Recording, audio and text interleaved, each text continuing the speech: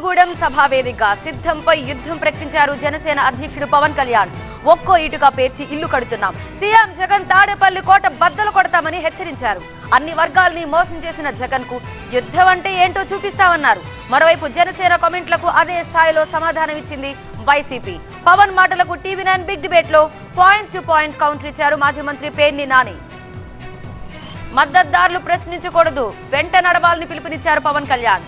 సినిమాల్లో కష్టపడితే వచ్చిన సొమ్ముతోనే పార్టీని నడిపిస్తున్నానన్నారు. ఈ కామెంట్లపై స్పందించిన మాజీ మంత్రి పేర్ని నాని ప్రశ్నించడమే తప్పంటే ఎలా అని నిలదీశారు.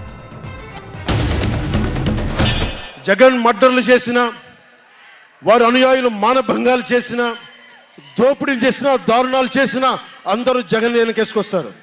నేను నా డబ్బులు తిన్నానా, వేలాది కోట్లు సంపాదించానా, పదవులు అనుభవించానా, ఏమనుభవించాను? నేను 10 సంవత్సరాల నుంచి అవమానాలు తిట్లు తప్ప ఏం తిన్నాను? నేను ఏం సంపాదించుకున్నాను? కష్టపడి డబ్బులు సంపాదించుకొని పార్టీలకే కదా పెట్టింది. నేను నన్ను ప్రశ్నిస్తారు మీరు నిజంగా మటుకు నా మద్దతుదారులు అయితే నన్ను ప్రశ్నించకండి. నా వెంట నిలబడి నాతో పాటు నడవండి, మా జన సైనికుల్లాగా, మా వీర మహిళల్లాగా. ప్రశ్నించకండి నన్ను. తప్పుని ప్రశ్నిస్తారు, ఒప్పుని ప్రశంసిస్తారు. ఎవరైనా ప్రజని మాత్రం ప్రశ్నించకూడదని మాట్లాడతాడు. అందరూ జెండాలు మాత్రమే మొయ్యాలి. పోనీ జనసేన జెండా మొయ్యమంటే పర్లా, ఈయన ఏ జెండా చెప్తే ఆ జెండా మొయ్యాలి. ఒకరోజు తెలుగుదేశం జెండా మొయ్యమని చెప్తాడు, ఒక ఎలక్షన్కి ఎర్ర జెండా మొయ్యమని చెప్తాడు, ఇంకో ఎలక్షన్కి తెలుగుదేశం జెండా మొయ్యమని చెప్తాడు, ఇంకో ఎలక్షన్కి పువ్వు జెండా మొయ్యమని చెప్తాడు.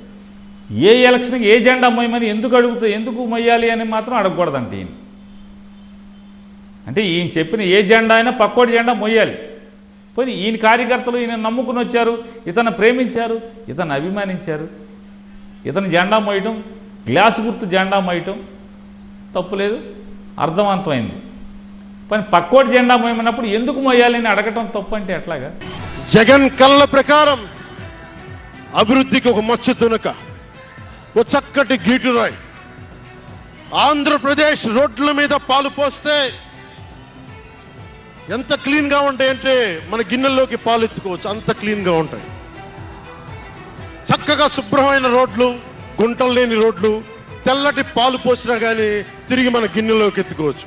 అది వైసీపీ నాయకుడు చెప్పేది. జగన్మోహన్ రెడ్డి గారి ప్రభుత్వంలో అంటే రోడ్డు మీద పాలు పోస్తే మళ్ళీ ఎత్తుకోవచ్చు అంట. చంద్రబాబు పవన్ కళ్యాణ్ ప్రభుత్వంలో రోడ్ల మీద పాలు పోసి ఎత్తుకున్నారా?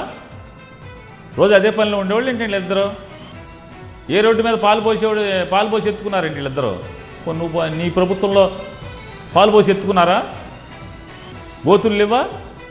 అసలు మీ 5 ఏళ్ళు మంచి రోడ్లు వేసి ఉంటే ఇవాళ ఈ రోడ్లకి ఈ స్థితి ఎందుకు ఉంటుంది? రోడ్డు వేస్తే ఎన్నేళ్ళు ఉండాలి?